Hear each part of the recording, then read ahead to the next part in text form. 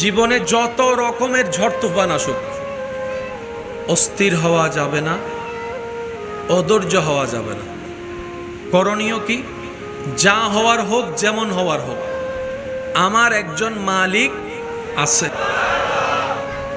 আমাদের একজন মালিক, তিনি সবকিছু দেখেন, তিনি সবকিছু শুনেন, এমন একজন মালিক আমার সাথে এখন যা হচ্ছে সব ওনার নজরে আছে। আর উনি চাইলে সেকেন্ডে রাত দিন হয়ে যায়, দিন রাতে রূপান্তর হয়, যিনি কোন বললেই ফায়াকুন হয়ে যায়, এমন একজন মালিক আমাদের। এরকম একজন মালিক থাকতে আমাদের টেনশন করার কোনো দরকার।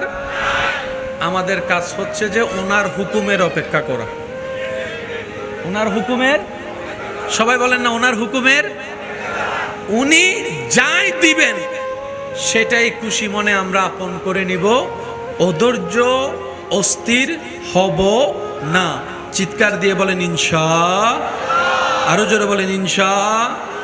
মনে রাখবেন, ধৈর্য এমন একটা নিয়ামত যেটার ফল আসবেই। ধৈর্যের ফল এটা আপনার চাচা, জেঠা, কাকা, মামা যতই যারাই অত্যাচার করুক না কেন,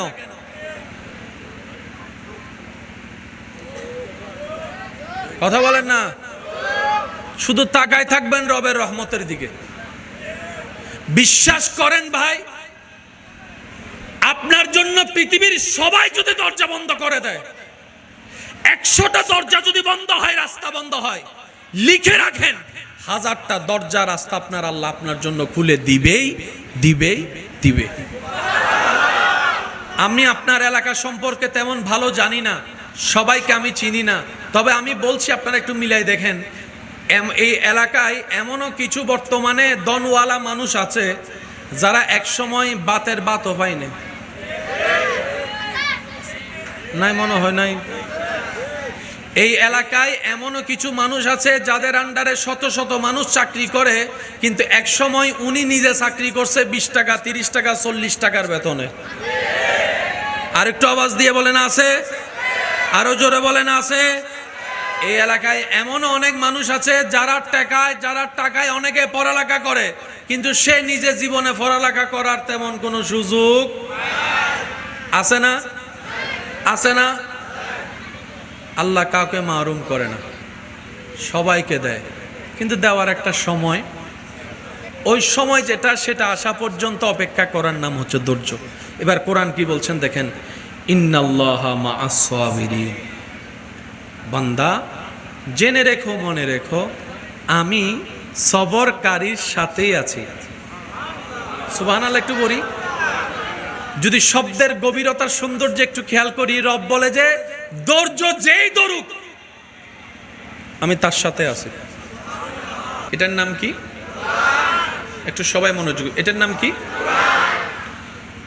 আপ টু বটম, শুরু থেকে শেষ, প্রত্যেকটা হরফ রব্বুল আলামিনের কালাম।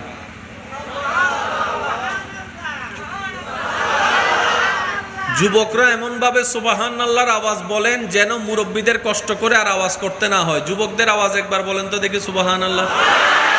এই কোরআনের প্রত্যেকটি হরফ রবের কালাম। আমরা জানি অনেক কিছু, বুঝতে পারি না বলে উপলব্ধি হয় না। বুঝতে পারি না বলে উপলব্ধি। ভালোবাসার মানুষের দেওয়া মেসেজ, চিঠির যত আন্তরিকতা, আকর্ষণ, ভালোবাসা থাকে, লেখাটা পড়ার জন্য, পড়া চিঠি যদি থেকে যায় 10 বছর পরে সেটা নিয়ে বুকে লাগায়, যেই টান, যেই আগ্রহ ভালোবাসার মানুষের লিখিত চিঠির মধ্যে থাকে, কারণ সেটা বুঝতে পেরেছে সেটা আমার ভালোবাসার, ভালো লাগার। ওই রকম টান কোরআনের প্রতি লাগে না কেন? ওই রকম টান কোরআন দেখলে লাগে না কেন? ওই রকম অনুভূতি কোরআনের আয়াত দেখলে অন্তর কম্পন হয় না কেন? আমরা কোরআনকে রবের কালাম নামে চিনেছি, দুর্ভাগ্য আমাদের রবের কালামের গুরুত্ব আমরা বুঝতে পারি না। এই কথা বলেন ঠিক কিনা? সেজন্য অনেকের ঘরে গিয়ে দেখবেন কোরআনের উপর দুল পড়ে আছে। একমত হলে বুঝে বুঝে উত্তর দেন, ঠিক না বেঠিক? অনেকের ঘরে এমনও আছে কোরআনটা মাসের পর মাস পড়ে আছে, কেউ পড়া তো দূরের কথা, স্পর্শ পর্যন্ত করার সময় হয় না। অথচ এই কোরআনের রব্বুল আলামিন এমন ভাবে সজ্জিত করে দিয়েছেন, তিবিয়ানুন লিকুল্লি শাই। এই কোরআনকে আল্লাহ তাআলা এমন ভাবে সাজিয়ে দিয়েছেন, জালিকাল কিতাব লা রাইবা ফি। এই কোরআনকে আল্লাহ তাআলা এমন ভাবে সাজিয়ে দিয়েছেন, আর রহমান আল্লামাল কোরআন, ইয়াসিন ইয়াসিন ইয়াসিন। রব বলে কোরআনকে যদি ধরে রাখতে পারো, নবীর প্রেমকে সাথে নিয়ে আমি আল্লাহ কোরআনকে সাজিয়ে দিয়েছি এমন সুসজ্জিত ভাবে, পৃথিবীর সবাই সব প্রশ্নের মধ্যে গিয়ে আটকাই গেল, কোরআন যারা বহন করবে তারা কখনো আটকাই থাকবে না। চিৎকার দিয়ে বলেন সুবহানাল্লাহ। এই কোরআনকে ধরার মতো আমরা ধরতে জানি? ধরেছি প্রত্যেকবারই হাত দিয়ে, দিল দিয়ে। যদি একমত হন একটু আওয়াজ দেন না। কোরআনকে হাত দিয়ে 1000 বার ধরেছি।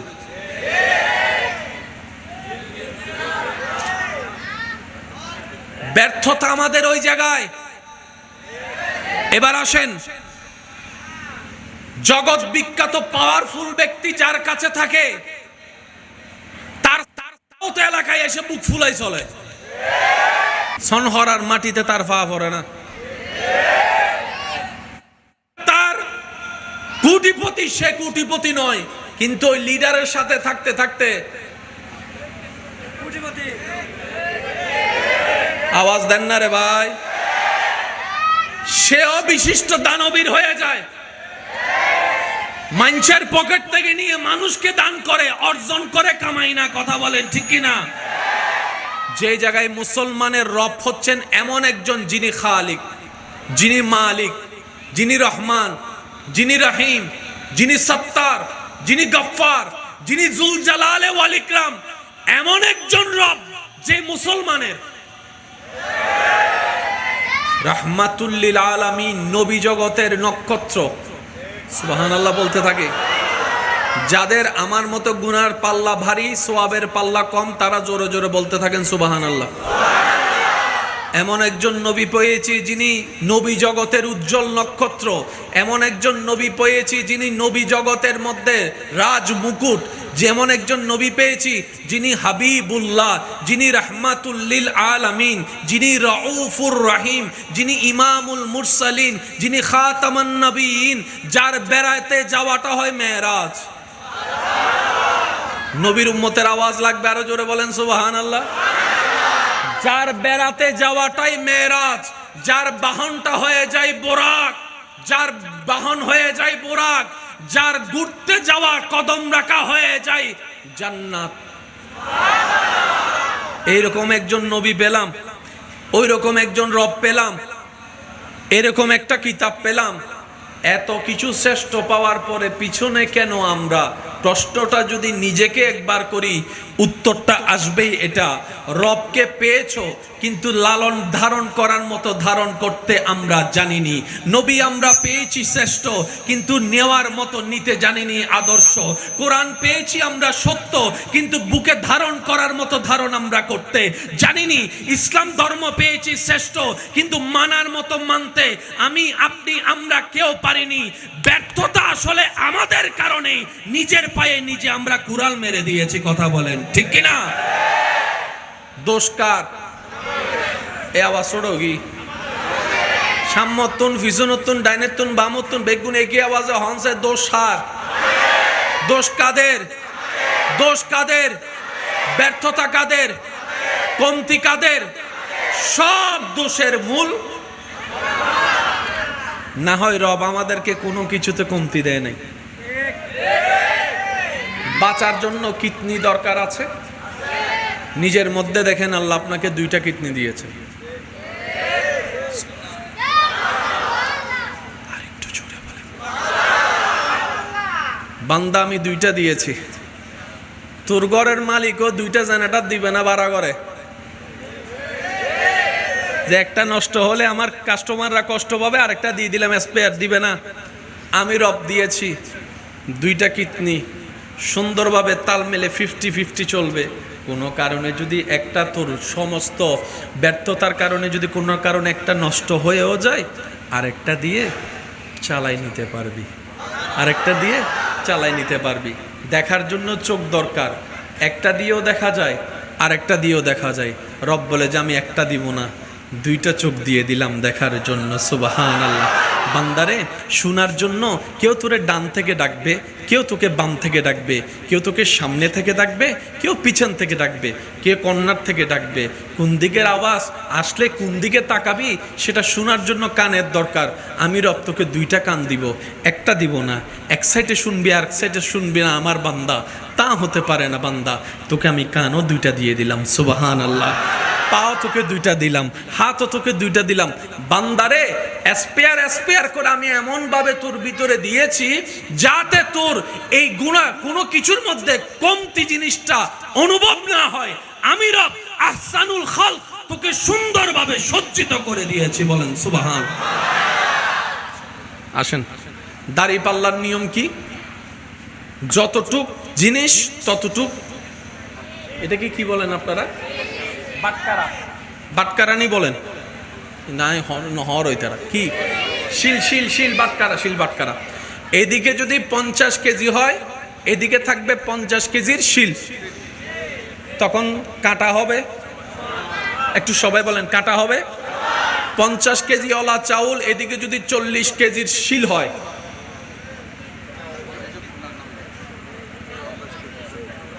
ঠিক আছে? বরাবর মিল, কাঁটাও বরাবর মিল। আল্লাহ তাআলা কত চমৎকার ভাবে মানুষ সৃষ্টি করেছেন। আর একটু জোরে। যত রকমের ঝড় তুফান আসুক, অস্থির হওয়া যাবে না, অধৈর্য হওয়া যাবে না। করণীয় কি?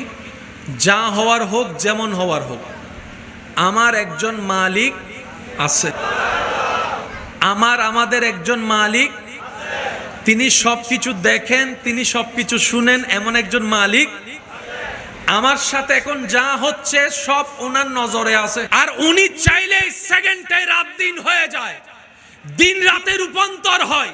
যিনি কোন বললে ফায়াকুন হয়ে যায়, এমন একজন মালিক আমাদের। এরকম একজন মালিক থাকতে আমাদের টেনশন করার কোনো দরকার। আমাদের কাজ হচ্ছে যে ওনার হুকুমের অপেক্ষা করা। ওনার হুকুমের, সবাই বলেন না, ওনার হুকুমের। উনি যাই দিবেন সেটাই খুশি মনে আমরা আপন করে নিব। অধৈর্য অস্থির হব না। চিৎকার দিয়ে বলেন ইনশাআল্লাহ। আরো জোরে বলেন ইনশাআল্লাহ।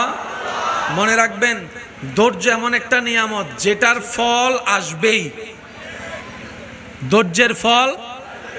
ধৈর্যের ফল এটা আপনার চাচা, জেঠা, কাকা, মামা যতই যারাই অত্যাচার করুক না কেন,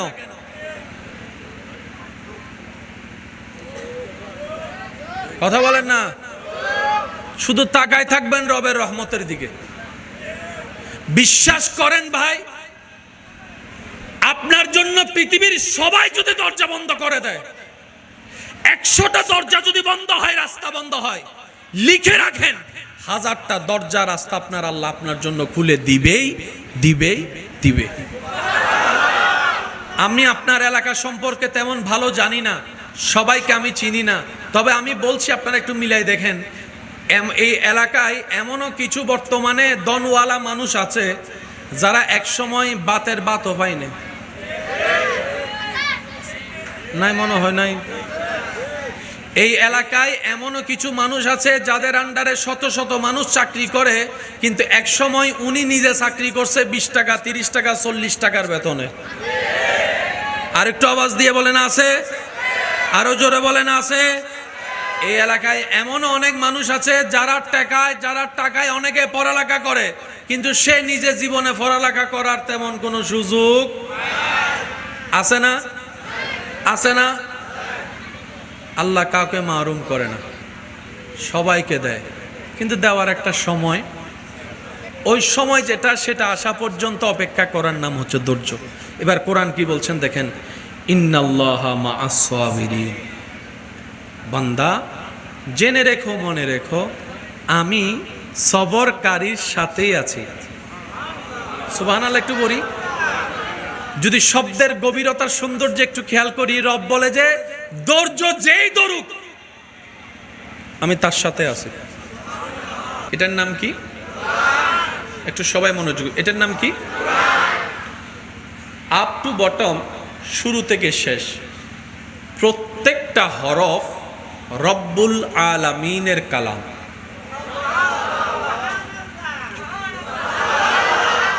যুবকরা এমন ভাবে সুবহানাল্লাহর আওয়াজ বলেন যেন মুরব্বীদের কষ্ট করে আর আওয়াজ করতে না হয়। যুবকদের আওয়াজ একবার বলেন তো দেখি সুবহানাল্লাহ। এই কোরআনের প্রত্যেকটি হরফ রবের কালাম। আমরা জানি অনেক কিছু,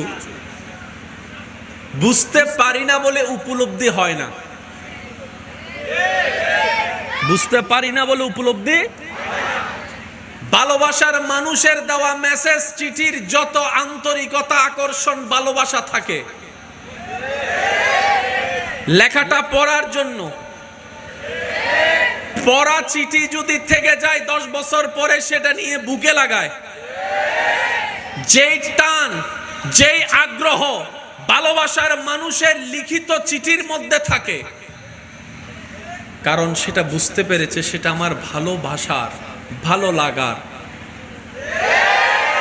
ওই রকম টান কোরআনের প্রতি লাগে না কেন?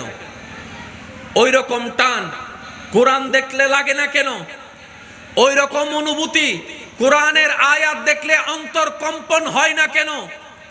আমরা কোরআনকে রবের কালাম নামে চিনেছি, দুর্ভাগ্য আমাদের রবের কালামের গুরুত্ব আমরা বুঝতে পারি না। এই কথা বলেন ঠিক কিনা? সেজন্য অনেকের ঘরে গিয়ে দেখবেন কোরআনের উপর দুল পড়ে আছে। একমত হলে বুঝে বুঝে উত্তর দেন, ঠিক না বে ঠিক? অনেকের ঘরে এমনও আছে কোরআনটা মাসের পর মাস পড়ে আছে, কেউ পড়া তো দূরের কথা, স্পর্শ পর্যন্ত করার সময় হয় না। অথচ এই কোরআনের রব্বুল আলামিন এমন ভাবে সজ্জিত করে দিয়েছেন, তিবিয়ানুন লিকুল্লি শাই। এই কোরআনকে আল্লাহ তাআলা এমন ভাবে সাজিয়ে দিয়েছেন, জালিকাল কিতাব লা রাইবা ফি। এই কোরআনকে আল্লাহ তাআলা এমন ভাবে সাজিয়ে দিয়েছেন, আর রহমান আল্লামাল কোরআন, ইয়াসিন ইয়াসিন ইয়াসিন।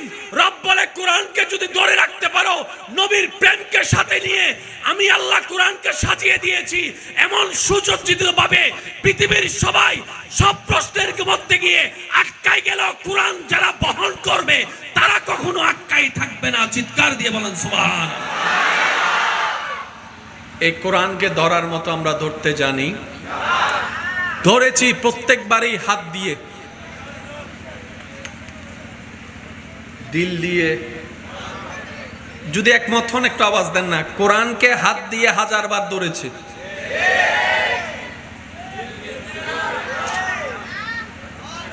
ব্যর্থতা আমাদের ওই জায়গায়। এবার আসেন,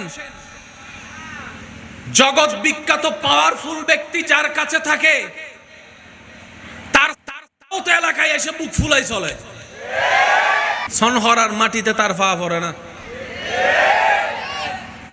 তার কোটিপতি, সে কোটিপতি নয়, কিন্তু ওই লিডারের সাথে থাকতে থাকতে আওয়াজ দেন না রে ভাই, সেও বিশিষ্ট দানবীর হয়ে যায়। মানুষের পকেট থেকে নিয়ে মানুষকে দান করে, অর্জন করে, কামাই না। কথা বলেন ঠিক কিনা? যে জায়গায় মুসলমানের রব হচ্ছেন এমন একজন, যিনি খালিক, যিনি মালিক, যিনি রহমান, যিনি রহিম, যিনি সত্তার, যিনি গফফার, যিনি জুল জালালে ওয়াল ইকরাম, এমন একজন রব যে মুসলমানের রাহমাতুল লিল আলামিন, নবী জগতের নক্ষত্র। সুবহানাল্লাহ বলতে থাকে। যাদের আমার মতো গুনার পাল্লা ভারী, সওয়াবের পাল্লা কম, তারা জোরে জোরে বলতে থাকেন সুবহানাল্লাহ। এমন একজন নবী পেয়েছি যিনি নবী জগতের উজ্জ্বল নক্ষত্র, এমন একজন নবী পেয়েছি যিনি নবী জগতের মধ্যে রাজ মুকুট, যেমন একজন নবী পেয়েছি যিনি হাবিবুল্লাহ, যিনি রাহমাতুল লিল আলামিন, যিনি রাউফুর রহিম, যিনি ইমামুল মুরসালিন, যিনি খাতামান নবীন, যার বেড়াতে যাওয়াটা হয় মেরাজ। নবীর উম্মতের আওয়াজ লাগবে, আরো জোরে বলেন সুবহানাল্লাহ। যার বেড়াতে যাওয়াটাই মেরাজ, যার বাহনটা হয়ে যায় বোরাক, যার বাহন হয়ে যায় বোরাক, যার ঘুরতে যাওয়া কদম রাখা হয়ে যায় জান্নাত। এইরকম একজন নবী পেলাম, ওই রকম একজন রব পেলাম, এরকম একটা কিতাব পেলাম। এত কিছু শ্রেষ্ঠ পাওয়ার পরে পিছনে কেন আমরা? প্রশ্নটা যদি নিজেকে একবার করি, উত্তরটা আসবেই এটা, রবকে পেয়েছো কিন্তু লালন ধারণ করার মতো ধারণ করতে আমরা জানিনি। নবী আমরা পেয়েছি শ্রেষ্ঠ, কিন্তু নেওয়ার মতো নিতে জানিনি আদর্শ। কোরআন পেয়েছি আমরা সত্য, কিন্তু বুকে ধারণ করার মতো ধারণ আমরা করতে জানিনি। ইসলাম ধর্ম পেয়েছি শ্রেষ্ঠ, কিন্তু মানার মতো মানতে আমি, আপনি, আমরা কেউ পারিনি। ব্যর্থতা আসলে আমাদের কারণে, নিজের পায়ে নিজে আমরা কুড়াল মেরে দিয়েছি। কথা বলেন ঠিক কিনা? দোষ কার? এ আওয়াজ ছোড়ি সাম্যতুন ফিজুনতুন ডাইনেতুন বামতুন বেগুন একই আওয়াজে হনসে দোষ হার। দোষ কাদের? দোষ কাদের? ব্যর্থতা কাদের? কমতি কাদের? সব দোষের মূল না হয় রব আমাদেরকে কোনো কিছুতে কমতি দেয় নাই। বাঁচার জন্য কিডনি দরকার আছে, নিজের মধ্যে দেখেন আল্লাহ আপনাকে 2টা কিডনি দিয়েছে। আরেকটু জোরে বলেন। বান্দা আমি 2টা দিয়েছি, তোর ঘরের মালিকও 2টা জেনারেটর দিবে না ভাড়া করে, যে একটা নষ্ট হলে আমার কাস্টমাররা কষ্ট পাবে, আরেকটা দিয়ে দিলাম স্পেয়ার দিবে না। আমি রব দিয়েছি 2টা কিডনি, সুন্দরভাবে তাল মেলে 50-50 চলবে। কোনো কারণে যদি একটা, তোর সমস্ত ব্যর্থতার কারণে যদি কোনো কারণে একটা নষ্ট হয়েও যায়, আরেকটা দিয়ে চালাই নিতে পারবি, আরেকটা দিয়ে চালাই নিতে পারবি। দেখার জন্য চোখ দরকার, একটা দিয়েও দেখা যায়, আরেকটা দিয়েও দেখা যায়। রব বলে যে আমি একটা দিব না, 2টা চোখ দিয়ে দিলাম দেখার জন্য। সুবহানাল্লাহ। বান্দারে শোনার জন্য কেউ তোরে ডান থেকে ডাকবে, কেউ তোকে বাম থেকে ডাকবে, কেউ তোকে সামনে থেকে ডাকবে, কেউ পিছন থেকে ডাকবে, কেউ কর্নার থেকে ডাকবে। কোন দিকের আওয়াজ আসলে কোন দিকে তাকাবি সেটা শোনার জন্য কানের দরকার। আমি রব তোকে 2টা কান দিব, একটা দিব না। এক সাইডে শুনবি আর এক সাইডে শুনবি না আমার বান্দা, তা হতে পারে না বান্দা। তোকে আমি কানও 2টা দিয়ে দিলাম। সুবহানাল্লাহ। পাও তোকে 2টা দিলাম, হাতও তোকে 2টা দিলাম। বান্দারে স্পেয়ার করে আমি এমন ভাবে তোর ভিতরে দিয়েছি যাতে তোর এই গুনাহ কোনো কিছুর মধ্যে কমতি জিনিসটা অনুভব না হয়। আমি রব আহসানুল খালক তোকে সুন্দরভাবে সজ্জিত করে দিয়েছি। বলেন সুবহান। আসেন, দাড়ি পাল্লার নিয়ম কি? যতটুক জিনিস ততটুক, এটা কি বলেন আপনারা? বাটকারা, বাটকারানি বলেন না? হর ওইতারা কি? শিল বাটকারা, শিল বাটকারা। এদিকে যদি 50 কেজি হয়, এদিকে থাকবে 50 কেজির শিল, তখন কাটা হবে। একটু সবাই বলেন কাটা হবে। 50 কেজি ওলা চাউল, এদিকে যদি 40 কেজির শিল হয়,